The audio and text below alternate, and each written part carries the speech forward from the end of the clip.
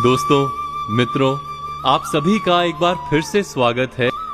आपसे बहुत कुछ बातें की, बहुत से विषयों पर चर्चा की। मैं उम्मीद रखता हूं कि उन विषयों का आपकी जिंदगी पर कुछ ना कुछ असर जरूर हुआ होगा।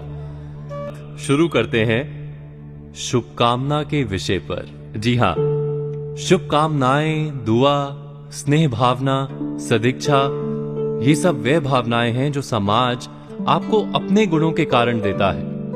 वैसे साधारण रूप में ये किसी को बेकार की बातें लग सकती हैं, लेकिन किसी के भी जीवन में इन भावनाओं का बेहद खास स्थान होता है। हम जो भी कर्म करते हैं उसके अनेक पहलू होते हैं, लेकिन सबसे महत्वपूर्ण होता है अपने साथ साथ किसी और के मन को संतोष देना। जब किसी के मन को संतोष मिलता है तो वो हमारे लिए मन की गहराइयों से दुआ करता है। हमारे जीवन में शुभकामनाओं का क्या स्थान है? अगर जीवन में लोग आपके प्रति सहनशील हैं, तो समझिए कि आपने जीवन का सच्चा उपयोग किया है। इसके उलट यदि अनेक लोग एक साथ आपको नापसंद कर रहे हैं और आपके पतन के लिए, आपको नीचा दिखाने के लिए कोशिश कर रहे हैं, तो समझिए कि आपने जीवन को मात्र अपने लिए ही उपयोग किया है। जब आप संसार के लिए जीवन का एक हिस्सा समर्पित कर देते हैं, उसके लिए त्याग और सद्भावना रखते हैं, तो लोग आपके भले और मंगल की कामना करने लगते हैं। और जितने लोग आपके लिए मंगल भावनाएं रखते हैं, उतना ही समाज में आपका विरोध भाव कम हो जाता है।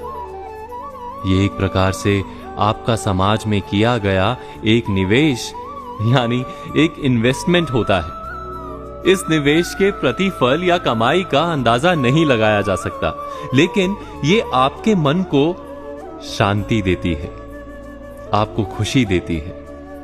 क्योंकि कहा गया है कि हर दवा बेकार हो जाती है, लेकिन कोई भी दुआ कभी खाली नहीं जाती। दुआ वो रामबाण है जो हर हाल में फलती है। इस तरह बद्दुआ भी हर हाल में अपना असर जरूर दिखाती है। कबीर दास जी ने बिल्कुल सही कहा है, निर्बल को ना सताइए, जाकी मोटी हाय, मरी खाल की सांस से लोह भस्म होई जाए। हमने बात की थी शुभकामना की, और अब हम बात करेंगे आलोचना की। अरे डरिए नहीं, यहां किसी व्यक्ति या वस्तु की आलोचना नहीं, हम बात करेंगे आलोचना की प्रवृत्ति की। कई लोगों को किसी की भी आलोचना करने में बहुत आनंद आता है, और कुछ लोग तो आलोचना को स्वाभाविक ही मानते हैं। वो आलोचना कितनी व्यवहारिक है और कितनी उचित, इस बात को जाने बिना, इस बात पर बिना कोई विचार किए बिना किसी पर भी सवाल करते रहते हैं। वैसे समाज हमें इस आलोचना का अधिकार तो देता है, ऐसा आप भी करते होंगे, लेकिन हम ये भूल जाते हैं कि इस आलोचना में आत्म आलोचना भी शामिल है कि नहीं। क्या कभी हम अपनी आलोचना करते हैं? क्या हम अपने कर्मों, कार्यों का विवेचन करते हैं? आलोचना का मूल अर्थ है किसी भी वस्तु या व्यक्ति के गुण और दोष, इन दोनों पर निष्पक्ष रूप से विचार कर उसके मूल्य, महत्व आदि का आकलन करना। लेकिन हम क्या करते हैं? किसी पर एकांगी आरोप लगाते हैं, निंदा करते हैं, केवल कमियां गिनाते हैं। इसे ही हम आलोचना कहते हैं ना।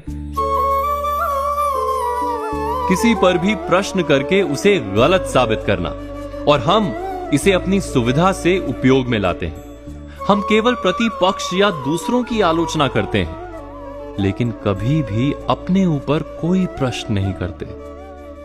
ना ही हम अपनी आलोचना पसंद करते हैं, क्योंकि वास्तविकता यह है कि लोग आलोचना के नाम पर केवल विरोध या निंदा करते हैं, सत्य नहीं बताते। लेकिन आज समाज को जिस बात की सबसे अधिक आवश्यकता है, वो है सच्ची आलोचना, या समालोचना।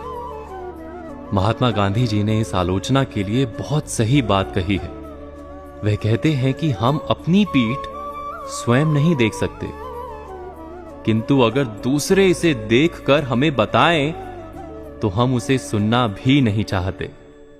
यानी दूसरे के व्यक्तित्व के उन पहलुओं पर सही तरीके से ध्यान दिलाना ही सच्ची आलोचना है।